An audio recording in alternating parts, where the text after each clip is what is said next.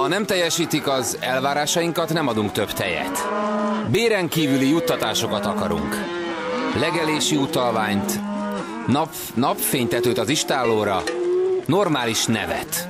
Soha többé Riska, soha többé Bori. Rendezzék státuszunkat.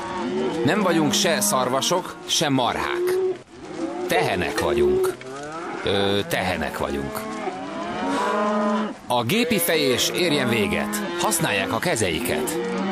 A fejőkesztyű legyen hidratáló krémmel bekenve, gondolni kell az érzékeny tőgyűekre is. Nem kell a gép, nem kell a gép. A borjú nevelésben legyen szakértő segítségünk, egy múzeológus tanácsadó.